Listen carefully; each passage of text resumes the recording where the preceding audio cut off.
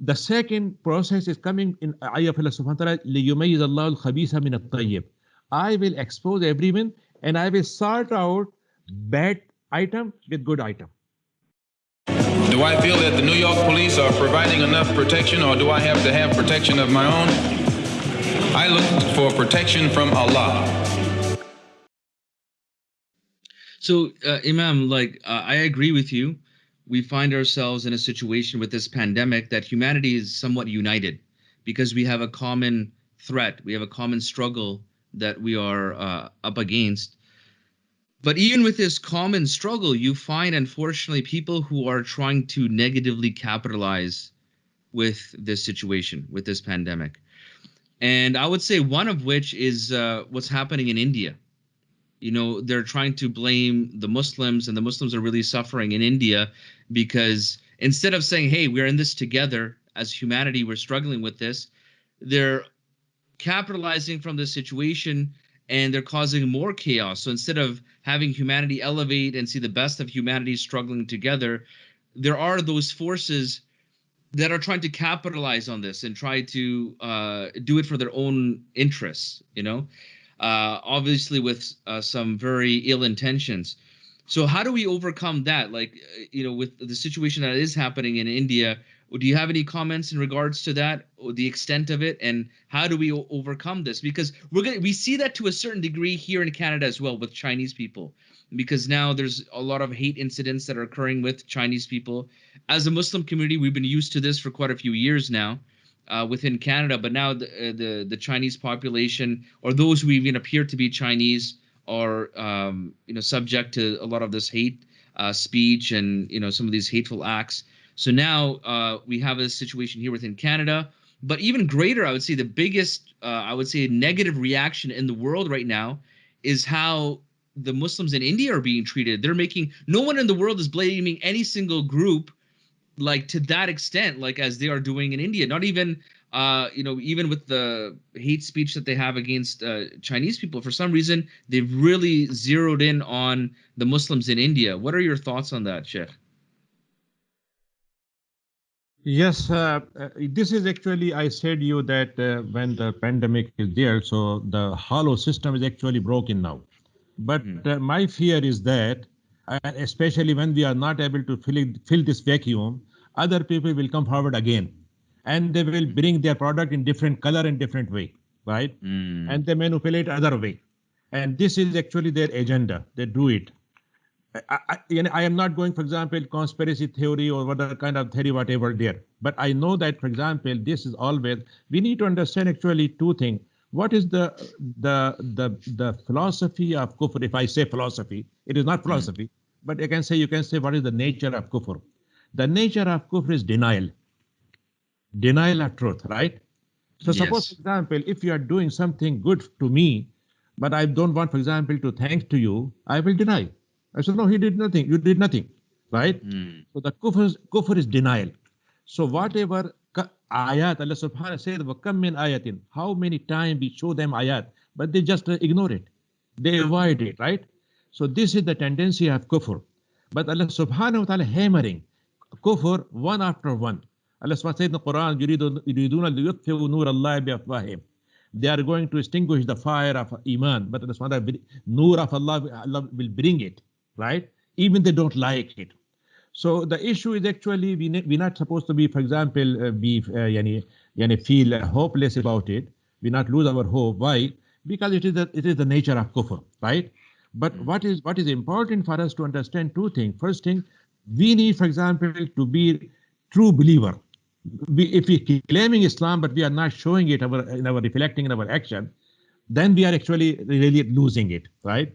So we supposed to care about ourselves. And when, for example, the time of Allah subhanahu wa ta'ala time will come to help us, He will do whatever He can do as He did with Rasulullah sallallahu alaihi wasallam, right? So it will happen. But I think, for example, what is important in our time, that all kind of these things. Another thing which is very important, that Allah subhanahu wa ta'ala, He always suppose know who is this person, but He want to expose that person, right? So we have two kind of process in this universe. One is related to believers right? Believers. It's called tamhis, liyumahisa. Allah subhanahu wa ta'ala sorting out believers. Who is a strong believer, who is a weak believer, and so on. Just like in Ghazwat Uhud, Battle of Uhud, right? Allah subhanahu wa ta'ala exposed believers. That some people, they were loving dunya, right? They were collecting booties. Others, they were standing with Rasulullah sallallahu alaihi wasallam, right? So it is tamheez. So Allah subhanahu wa ta'ala, after iman, there is test to Yes. prove that you are a true believer, and then we want to grade you. Which kind of, how Abu Bakr Siddiq, he was tested, right? But he was proven that it is Siddiq, right? The second process is coming in ayah of Allah subhanahu wa ta'ala, لِيُمَيِّزَ اللَّهُ الْخَبِيثَ مِنَ الطَّيِّبِ.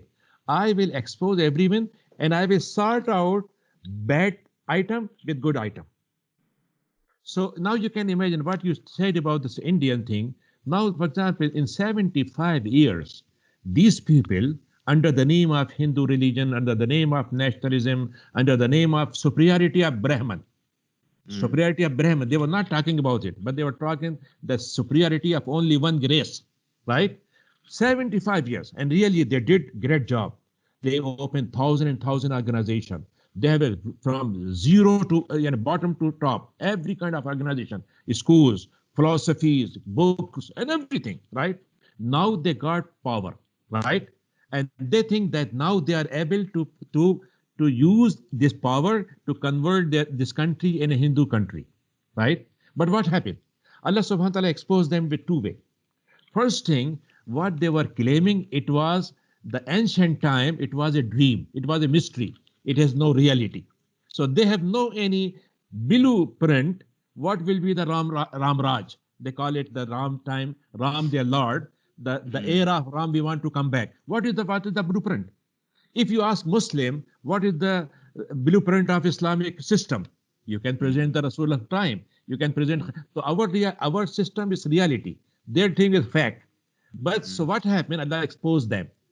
Second thing, what happened, when they were using this power, they were using in so corrupt way that even their own people, they are suffering. Those Hindus, thousand and thousand people are now stranded, right? And they don't care about them because they care only one very tiny part, 10% Hindu only. Allah subhanahu wa ta'ala reminded us in a very strange thing. Rasul Nuh alayhi salam, when he invited people, and he, after how many years, 900 years, right? So what he said, oh Allah, I invited them, and I said, if you ask Allah's forgiveness, Allah will open for you the door of heaven, the door of water, everything, right? And what happened? اتبعوا من لم يزده ماله وولده إلا خسارة.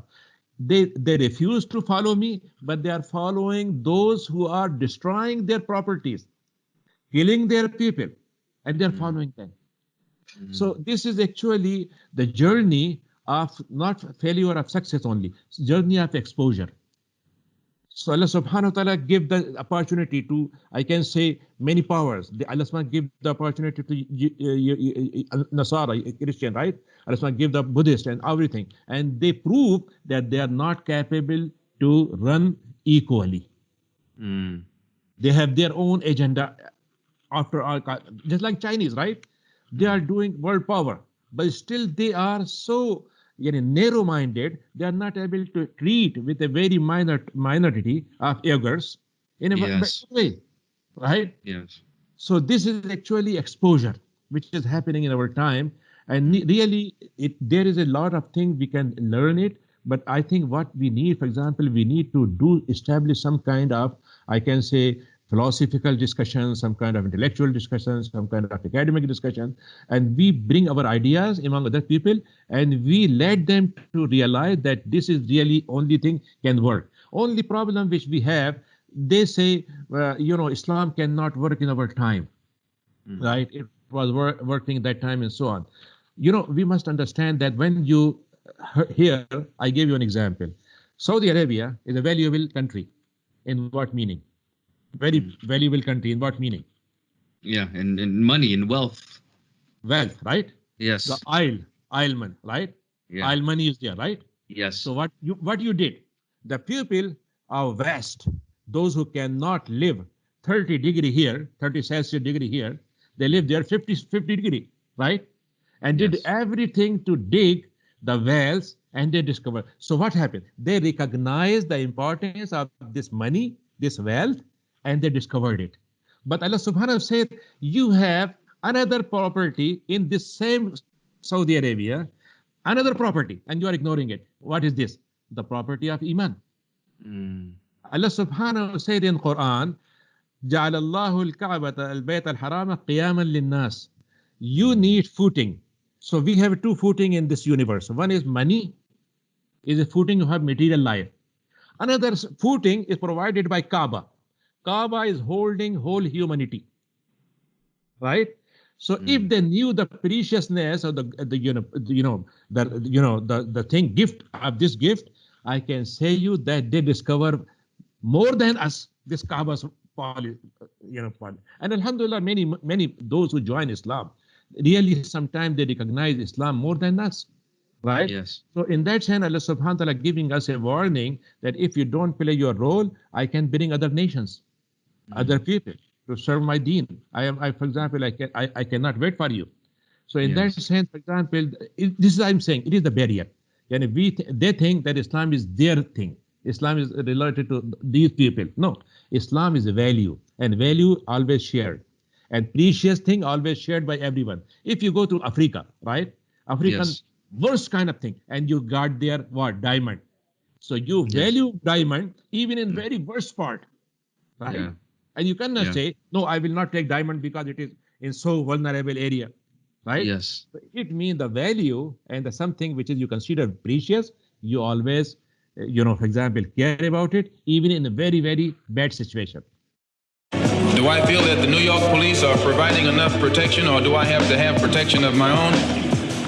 I look for protection from Allah.